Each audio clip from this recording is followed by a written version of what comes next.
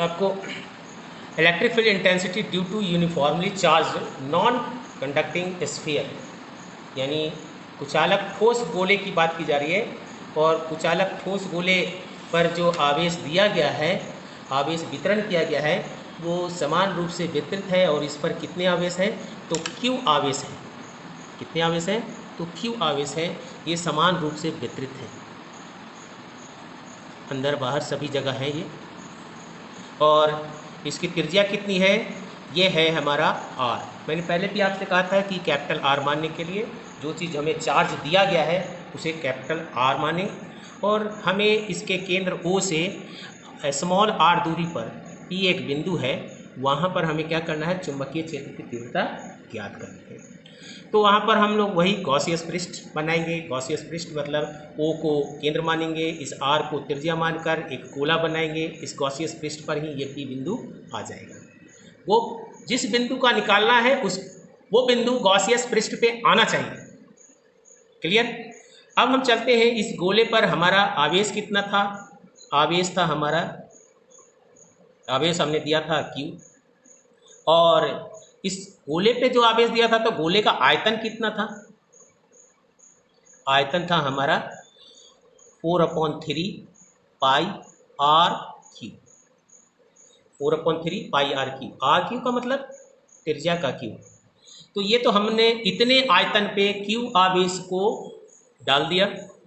तो एकांक आयतन में, यानी एकांक आयतन कहें या इसे कहें आवेश घनत्व, एकांक आयतन में आवेश की संख्या या कहें आवेश घनत्व। तो आवेश घनत्व कितना हो गया?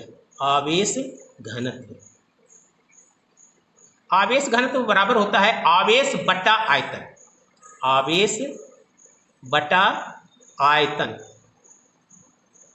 और जब हम इसको आवेश घनत्व को क्या कहते हैं और इसको हम लोग रखेंगे तो ये आवेश कितना है? Q, और ये आयतन कितना है? 4/3 पाई आर क्यू। और इससे अगर हम चाहें तो Q निकाल सकते हैं। Q बराबर कितना हो जाएगा? कुल आवेश तो हो जाएगा 4/3 पाई आर क्यू, और ये रो का मल्टीप्लाई हो जाएगा। ये तो ये Q किस टर्म में है? ये Q आवेश घनत्व रो के टर्म में है। इसको अब यहीं पे कितना रख देते हैं, इसकी आवश्यकता हमें बाद में पड़ेगी, इसे आवश्यकता हमारी बाद में पड़ेगी। अब हम स्थिति 1 चले। स्थिति 1, स्थिति 1 क्या है कि P बिंदु जो है, जिस बिंदु पे हमें ज्ञात करना है विद्युत क्षेत्र की तीव्रता, वो बिंदु इस गोले से बाहर है। उस गोले से बाहर है, तो बाहर है यानी ये त्रिज्या इसकी कितनी है? यहाँ से यहाँ तक की दूरी r है, तो r त्रिज्या का एक पृष्ठ गोला खींचा, और इसी गोला के ऊपर जो है हमारा ये P बिंदु होगा, यानी कि ये गॉसियस पृष्ठ, ये जो लाल वाला देख रहे हैं, ये गॉसियस पृष्ठ की तरह कार्य करने लगेगा। तो यहाँ से इस पर हमने गॉसियस पृष्ठ पे एक छोटा सा क्षेत्र लिया। कितना लिया? ds।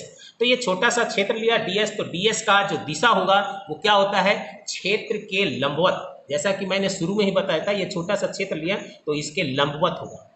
ठीक है, तो ये ds की दिशा आपको बता दी। और यहाँ से ये घन आवेश से निकला है, तो ये क्या हो जाएगा? ये भी त्रिज्यक रूप में निकलेगी, त्रिज्या के रूप में निकलेगी, और ये क्या है? E की दिशा। और तब हम ऐसी स्थिति में हम जानते थे कि इस जो है गोले से, इस गोले से निकलने वाला, जो इस बिंदु से निकलने वाला विद्युत फ्लक्स कितना होगा? तो विद्युत फ्लक्स जो होगा वो होगा E ds। लेकिन हमें सिर्फ इस बिंदु से नहीं चाहिए, हमें तो पूरे क्षेत्र से कितना निकल रहा है। तो इसके लिए हमने क्या किया था? इंटीग्रेशन किया था। यही हमारा विद्युत फ्लक्स था, यही हमारा संपूर्ण विद्युत फ्लक्स है। ये हम बात कहाँ की कर रहे हैं? स्थिति 1 की। सॉरी, मैंने यहाँ लिख दिया स्थिति 1, यहाँ पे है, यहाँ पे स्थिति 1 की बात कर रहा हूँ। ठीक है, स्थिति 1। अब यहाँ पर देखें, इसको जैसा कि मैंने पहले भी तोड़ा था, ये क्या हो जाएगा? E ds, यानी E into ds cos theta. और मैंने बोला E की दिशा और ds की दिशा क्या है? रेडियल है, त्रिज्यक है, इसलिए इनके बीच का कोण कितना हो जाएगा? ये हो जाएगा आपको 0। तो ये पार्ट जो हो जाएगा 1 के बराबर हो जाएगा। और उस स्थिति में हम इसे क्या लिखेंगे? इसे हम लिखेंगे E ds। अब उसके बाद ये कांस्टेंट टर्म है, इसको बाहर निकाल दें तो क्या हो जाएगा आपको? s ई बाहर निकल गया है, ई डी एस, और ये ई डी एस कितने के बराबर होता है, ये पार्ट जो होता है, ये पार्ट जो आप देख रहे हैं, ये पार्ट जो होता है, ये पूरा संपूर्ण पृष्ठ का क्षेत्रफल, और गोले का संपूर्ण पृष्ठ का क्षेत्रफल क्या होता है, तो 4 पाई आर स्क्वायर यानी इसकी त्रिज्या, यानी E into 4 pi r square, ये हमारा निकला 5। किस चीज़ से निकला, फ्लक्स से निकला है, कुल फ्लक्स की संख्या। लेकिन फ्लक्स निकालने के लिए एक और चीज़ पढ़े हैं हमने, गॉस का नियम।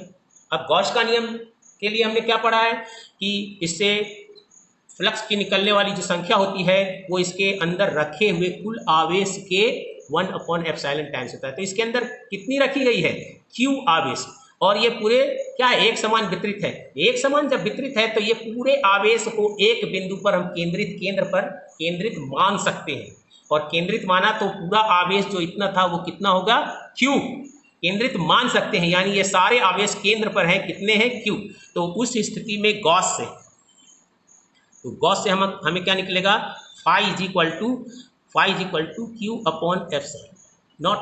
अब इन दोनों, ये देखिए, ये दोनों जब बराबर हो गया तो इन दोनों को इक्वेट करेंगे, और इससे हमें क्या निकल जाएगा, इससे हमारा निकल जाएगा आपको E। देखिए जैसे आपको हमने किया equate, E is equal to क्या हो जाएगा, E into 4 pi r square is equal to कितना हो जाएगा, Q/ε0, ये हो गया। अब इससे हम क्या निकालेंगे, E इज इक्वल टू क्या हो जाएगा, E इज इक्वल टू हो जाएगा, ये चला जाएगा इस तरफ जाएगा, तो देखिए कैसे लिखे, 1/4 पाई गया, ε0 पहले से था, हो गया, ये Q पहले से इधर था, और उसके बाद आर स्क्वायर, तो आर स्क्वायर नीचे आ गया, ये आ गया। ये क्या हो गया, ये हमारा निकल गया इस बिंदु पर, यानी इस P बिंदु पर, ये P बिंदु पर विद्युत क्षेत्र की तीव्रता, और ये P बिंदु कहाँ पर है, स्थिति 1, यानी कि वो इस ठोस गोले से बाहर है, उस स्थिति में। इसलिए इस Q को हम यहाँ से मान रख दें, किस टर्म में है ये आवेश घनत्व के रूप में है, तो इसका मान रख दें यहाँ पे, तो क्या हो जाएगा, 1/4 पाई ε0, Q के जगह क्या लिखेंगे, 4/3 पाई आर स्क्वायर, एंड उसके बाद क्या हो जाएगा, रो, और उसके बाद नीचे में एक आर स्क्वायर है, तो नीचे में आर स्क्वायर लिखो। अब ये देखिए, ये क्या हो गया, आपको 4 पाई कट गया, तो क्या बचा आपको, इससे बचा आपको E इज इक्वल टू, ये देखिए R यानी रो बचा एक, और क्या बचा नीचे में ये ε0, और क्या बचा आपको, ये आर स्क्वायर नहीं, RQ होगा, RQ 4/3 पाई RQ, यहाँ पे ये क्या हो जाएगा, 3, तो ये कितना हो जाएगा, RQ, और नीचे में क्या हो जाएगा, 3R स्क्वायर, ये चीज़ मिला हमें। और ये किस टर्म में है, ये रो, यानी आवेश घनत्व के रूप में। अगर हम जनरल में लिखते तो हमारा यही निकल जाता, यहाँ भी ये E निकल गया है, लेकिन हमें निकालना है रो के केस में, ये निकल गया।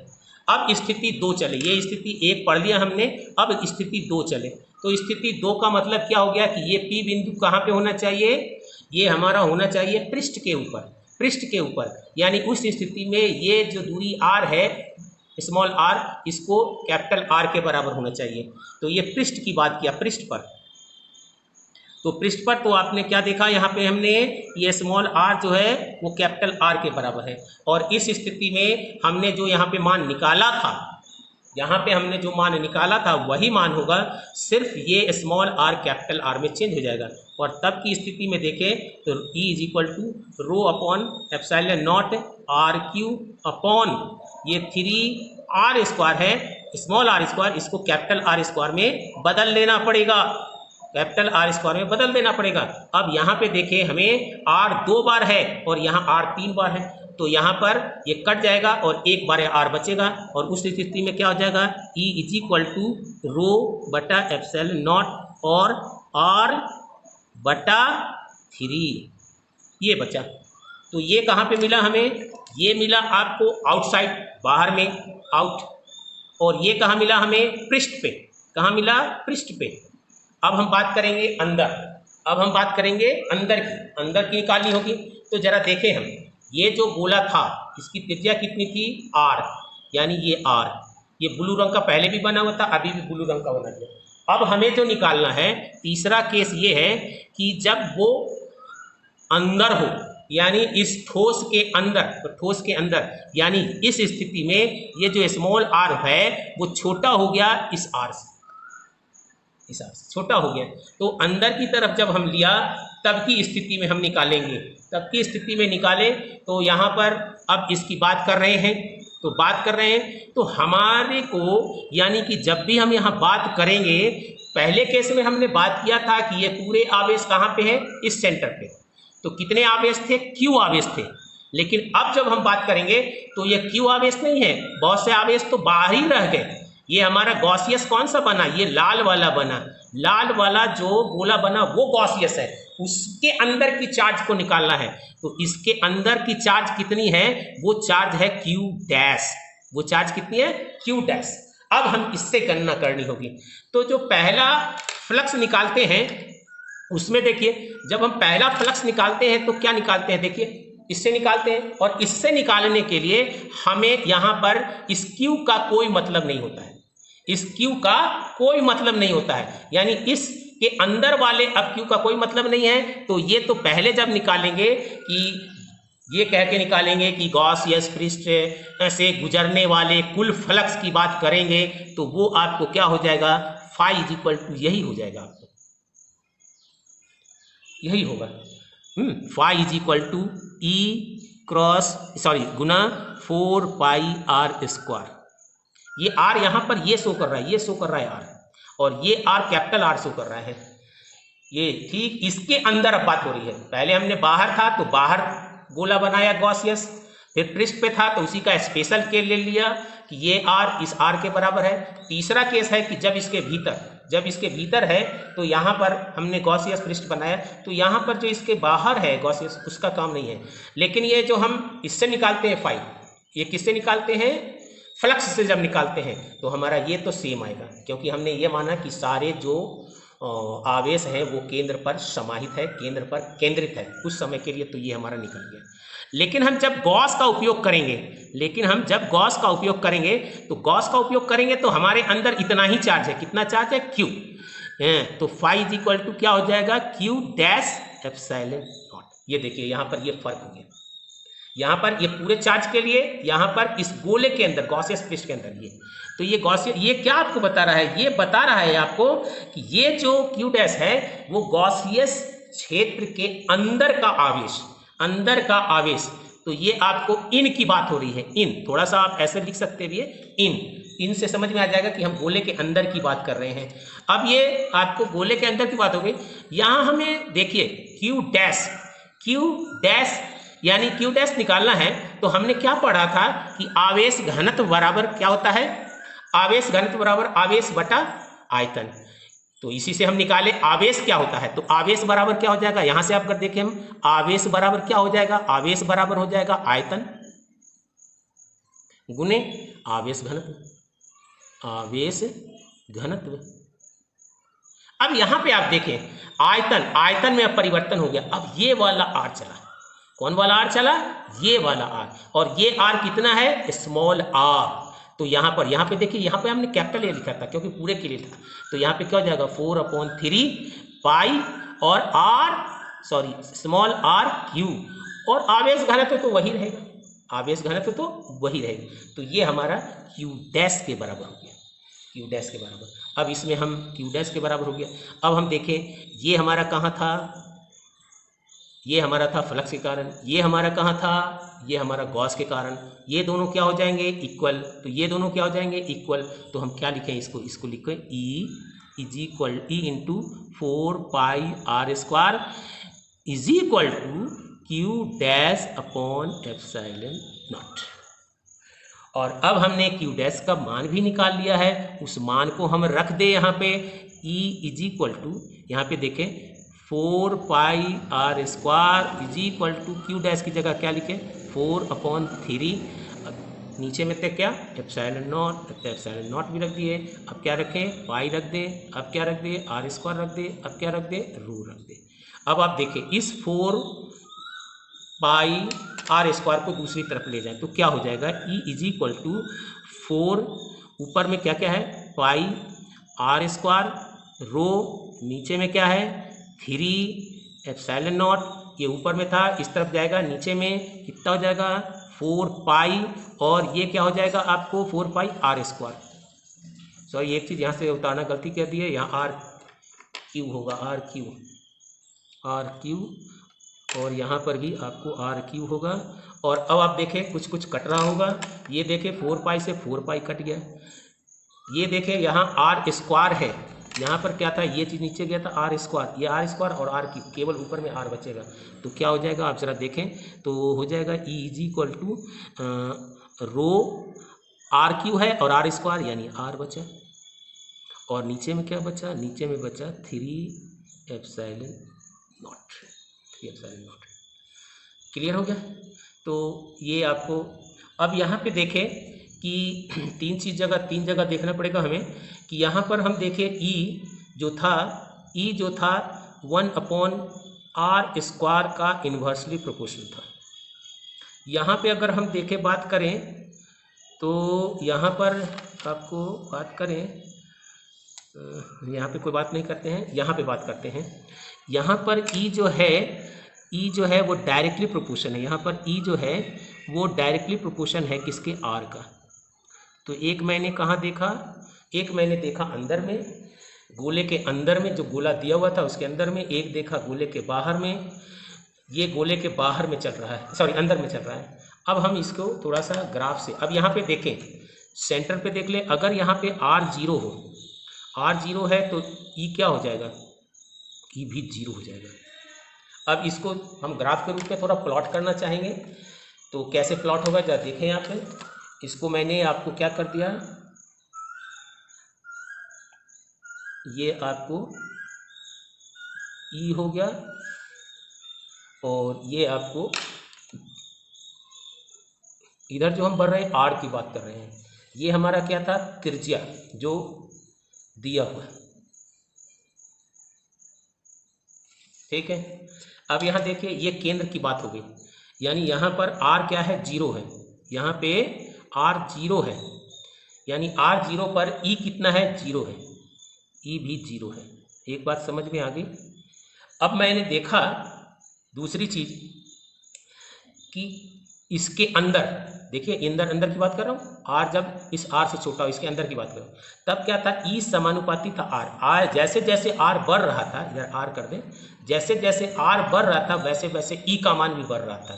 तो इधर क्या है E है, इधर E है, तो जैसे जैसे बढ़ रहा था समानुपाती है, डायरेक्टली प्रोपोर्शन है, तो हम क्या करेंगे उसको सीधा खींचते हैं रेखा, उसको सीधा रेखा खींचते हैं। तो ये हमारा हो गया आपको ये सीधा रेखा।